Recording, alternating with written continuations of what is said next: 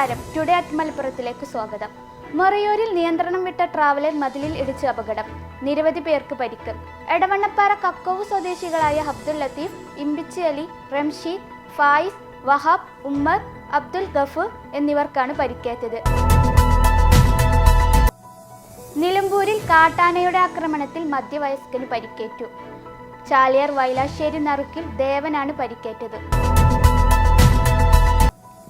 Perinthalmanna Angadipuram railway സ്റ്റേഷനിൽ നിന്ന് ഓട്ടോറിക്ഷയ്ക്ക് അമിത നിരക്ക് ഈടാക്കുന്നതായി പരാതി.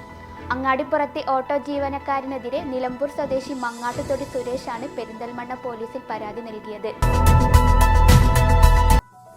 തിരൂരിലെ അക്ഷയ കേന്ദ്രം ഹാക്ക് ചെയ്ത് വ്യാജ ആധാർ കാർഡുകൾ സൃഷ്ടിച്ചു. പരിശോധനയിൽ പശ്ചിമ ബംഗാൾ, ജാർഖണ്ഡ് സംസ്ഥാനങ്ങളിൽ നിന്നാണ് ഹാക്കിംഗ് നടന്നതെന്ന് കണ്ടെത്തി. പൊന്നാനി താലൂക്ക് ആശുപത്രിയിൽ ചികിത്സ തേടിയെത്തുന്നവരുടെ കൂടെയുള്ള കുട്ടികളെ കേന്ദ്രീകരിച്ച് മോഷണം പതിവായി. കഴിഞ്ഞ ആഴ്ച 1.5 വയസ്സുകാരിയുടെ മാല മോഷ്ടിച്ചതിന് പിറകെ തിങ്കളാഴ്ചയും സമാന രീതിയിൽ മോഷണം നടന്നു.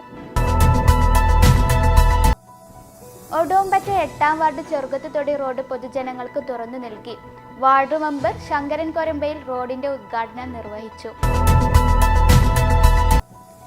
തിരൂർ നഗരത്തിലെ മേൽപ്പാലം 17-ന് മന്ത്രി മുഹമ്മദ് റിയാസ് ഉദ്ഘാടനം ചെയ്യും. പാലം തുറക്കുന്നതോടെ തിരൂർ നേരിടുന്ന ഗതാഗത കുരുക്കിനും വിവാദങ്ങൾക്കും ഒരു പരിധിവരെ തടസ്സം നീങ്ങും. മലപ്പുറം ജില്ലാ കുടുംബശ്രീ മിഷൻ CDSകൾ സംസ്ഥാന ഭവന നിർമ്മാണ ബോർഡിന്റെ ഗൃഹശ്രീ പദ്ധതിയുമായി സഹകരിച്ച് ജില്ലയിൽ 75 സ്നേഹവീടുകൾ പണിതുയർത്തും. ഓരോ CDSകളുടെ പരിധിയിൽ വരുന്ന നിർധരരായ കുടുംബങ്ങൾക്ക് വീട് നിർമ്മിക്കുകയാണ് ലക്ഷ്യം. ഇതോടെ ടുഡേ അറ്റ് മലപ്പുറം സമാപിക്കുന്നു. പുതിയ വാർത്തകളുമായി അടുത്ത ദിവസം കാണാം. നന്ദി.